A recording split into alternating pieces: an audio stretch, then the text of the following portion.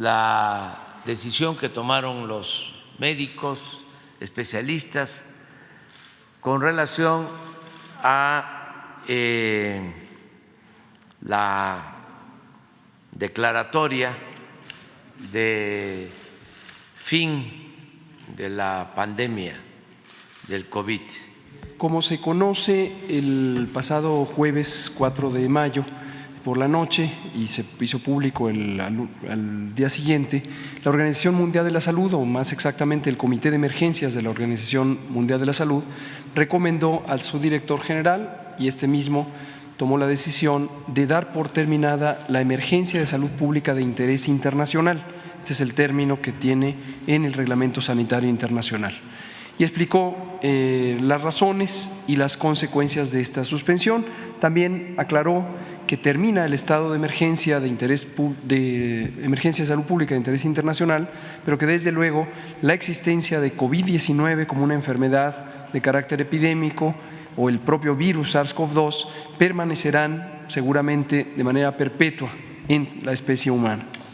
Aquí hacemos una síntesis de los argumentos fundamentales de la Organización Mundial de la Salud para dar por terminada esta emergencia. El primero es el reconocimiento de que existe una tendencia decreciente continua de las distintas consecuencias de la epidemia, los casos, las hospitalizaciones, las defunciones asociadas con la infección por SARS-CoV-2, con COVID. Lo segundo es que en las poblaciones humanas se han alcanzado altos niveles de inmunidad, ya sea por infección o por vacuna, o ambas, por supuesto. También que las variantes actuales del virus SARS-CoV-2 son variantes menos virulentas, es decir, tienen menor capacidad de causar daño grave. Y, por último, que el manejo clínico, el tratamiento de las personas enfermas ya tiene una mejor capacidad, no solamente por la existencia de algunos medicamentos, sino también por cambios en la práctica para tomar mejores decisiones sobre cuándo intubar, cuándo no intubar, a quién hay que darle medicamentos antiinflamatorios, esteroides, a quién no, etcétera, etcétera, etcétera. El punto es que estas características se cumplen también en el territorio mexicano. De hecho, se cumplían ya desde hace varios meses, como lo habíamos venido señalando.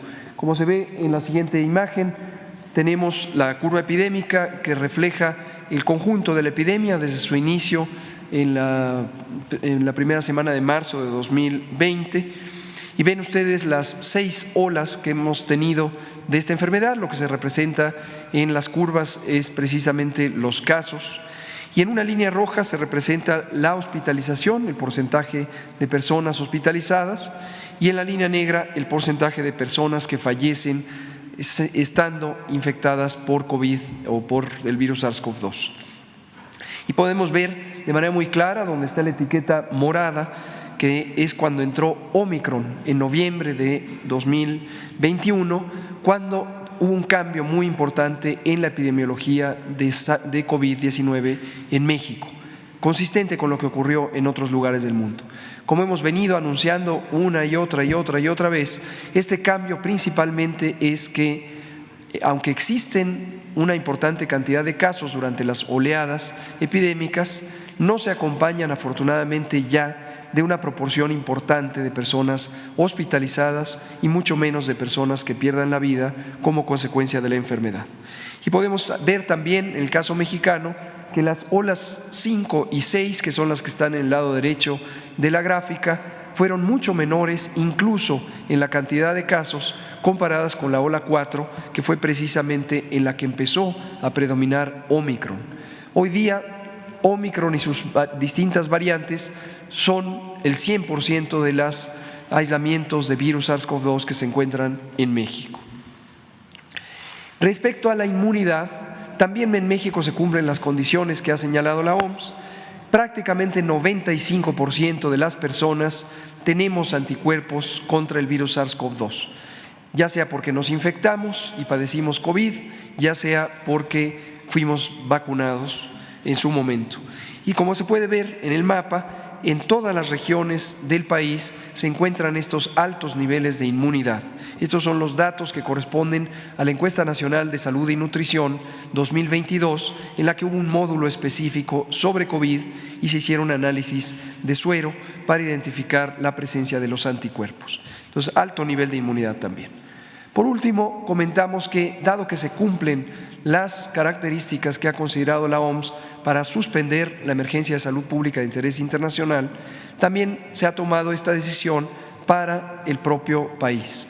El presidente ha firmado un decreto que pone fin a la vigencia del decreto original del 23 de marzo de 2020, en el que se estableció la situación de emergencia sanitaria asociada a COVID-19.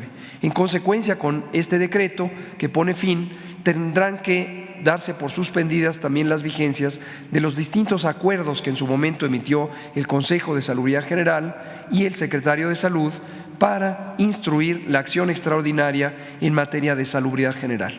Y en esta lista de 7 elementos comentamos lo que serán los componentes de un plan de largo plazo para el seguimiento de COVID, en la medida en que COVID-19, como lo hemos dicho repetidamente, ya se considera una enfermedad en estado endémico y ya no epidémico, es decir, permanecerá con nosotros por siempre, con altos y bajos seguramente predominando en la temporada fría del año.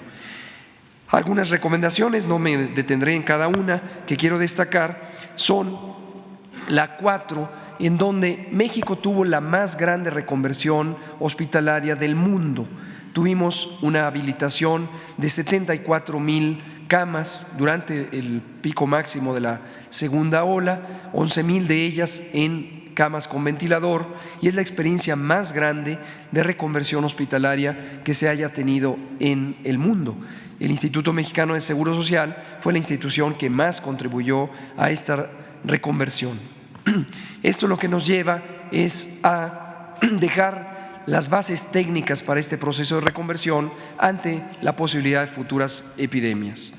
La 5 es la incorporación de la vacunación COVID con modificaciones a la política de vacunación contra COVID, ya de una manera permanente o regular en el programa de vacunación universal. En su momento se harán públicas las especificaciones técnicas.